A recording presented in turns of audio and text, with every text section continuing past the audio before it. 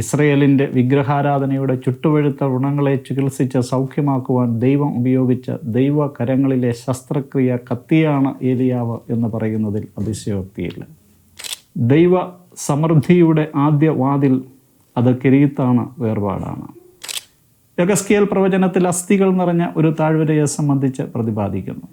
പ്രവാചകനോട് ദൈവം ചോദിക്കുകയാണ്, ഈ അസ്ഥികൾ ജീവിക്കുമോ?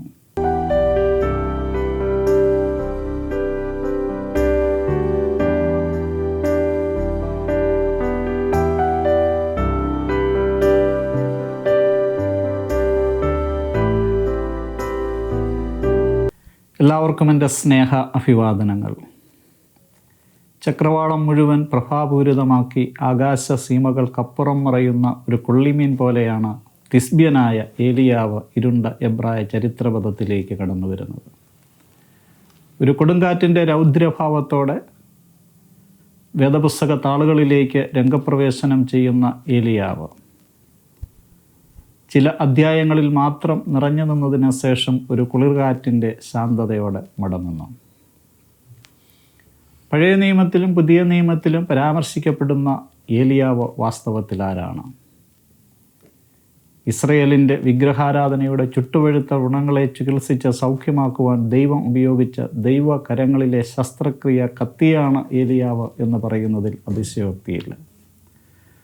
ദൈവവചനത്തിൽ നിന്ന് വഴിമാറി സഞ്ചരിച്ച ഇസ്രയേലിനെ ദൈവവഴികളിലേക്ക് മടക്കി വരുത്തുവാൻ ദൈവം ഉപയോഗിച്ച ദൈവകരങ്ങളിലെ വടിയാണ് ഏലിയാവ്. രാജകൊട്ടാരം മുതൽ കുടിൽ വരെ ദൈവത്തിൻ്റെ ന്യായവിധിയുടെ ദൂതറിയിക്കുന്ന ദൈവത്തിൻ്റെ നാവാണ് ഏലിയാവ്. രാജാക്കന്മാർക്കും രാജകുമാരന്മാർക്കും പ്രവാചകന്മാർക്കും പ്രവാചക ശിഷ്യന്മാർക്കും അഭിഷേകം നൽകിയ ദൈവത്തിൻ്റെ അഭിഷിക്തനാണ് ഏലിയാവ്. ഏലിയാവിന് സമകാലീനരായിട്ടുള്ള, ഏലിയാവിന് ശേഷം ജീവിച്ചിരുന്ന പ്രവാചക ശിഷ്യന്മാർക്ക് ഒരു ഗുരുവന്ദ്യനായിരുന്നു ഏലിയാവ്.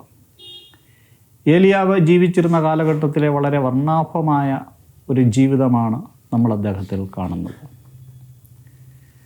ഏലിയാവിൻ്റെ ജീവിതം നമ്മെ ചില പാഠങ്ങൾ പഠിപ്പിക്കുന്നുണ്ട്. ഏലിയാവ് നമ്മെ പഠിപ്പിക്കുന്ന പാഠം ദൈവം നമ്മെ കരുതുന്ന ദൈവമാണ് എന്ന പാഠമാണ്. 1 രാജാക്കന്മാർ 17-ാം അധ്യായത്തിൽ ഏലിയാവ് ദൈവം കരുതുന്ന ദൈവമാണ് എന്ന പാഠം പഠിക്കുകയാണ്. കെരീത്ത് തോട്ടിൽ ദൈവത്തിൻ്റെ അത്ഭുതത്തെ ഏലിയാവ് മുഖാമുഖമായി കാണുകയും അനുഭവിക്കുകയുമാണ്. 17-ാം അധ്യായത്തിൽ 4-ാം വാക്യത്തിൽ കാക്കയും 9-ാം വാക്യത്തിൽ ഒരു വിധവയായ സ്ത്രീയും 19-ാം അധ്യായത്തിൻ്റെ 6-ാമത്തെ വാക്യത്തിൽ ദൈവത്തിൻ്റെ ദൂതന്മാരും ഏലിയാവിന് ഭക്ഷണം നൽകുകയാണ്. ശൂന്യതകളെ നിറവിൻ്റെ ആഘോഷമാക്കി മാറ്റുന്ന ദൈവ കരുതലാണ്, ദൈവത്തിൻ്റെ പരിപാലനമാണ് ഏലിയാവ് ജീവിതത്തിൽ അനുഭവിക്കുന്നത്. എന്നാൽ ഏലിയാവ് ദൈവത്തിൻ്റെ കരുതൽ അനുഭവിക്കുന്ന ആദ്യ സ്ഥലം കെരീത്താണ്. കെരീത്ത് എന്ന സ്ഥലത്തിൻ്റെ അനേക അർത്ഥങ്ങളിൽ ഒന്ന് വേർപാട് എന്നതാണ്. ദൈവം പല കരുതൽ പല സ്ഥലങ്ങളിൽ ഒരുക്കി വച്ചിരിക്കുന്നു. പക്ഷേ അതിൻ്റെ ആദ്യപടി കെരീത്താണ്, വേർപാടാണ്.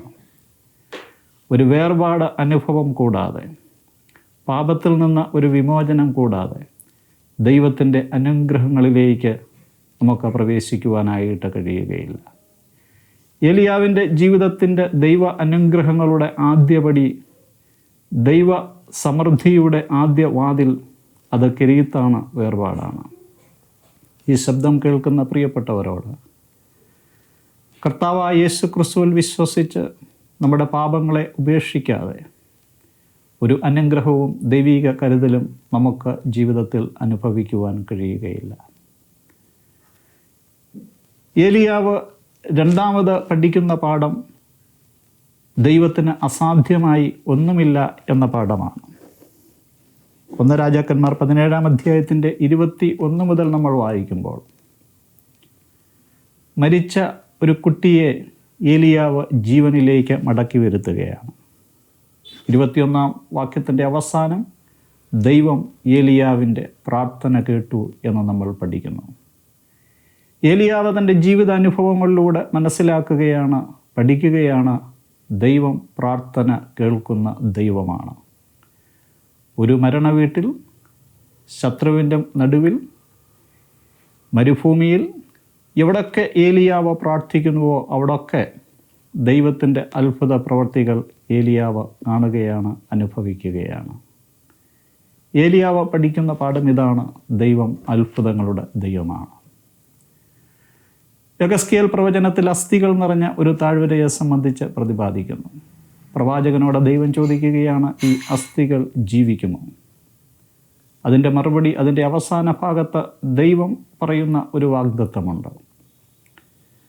നിന്നെ ജീവനുള്ളവനായി ഈ ശവക്കുഴിയിൽ നിന്ന് ഞാൻ കൈപിടിച്ചുയർത്തുമ്പോൾ ഞാൻ ജീവിക്കുന്ന ദൈവം എന്ന് നീ അറിയും.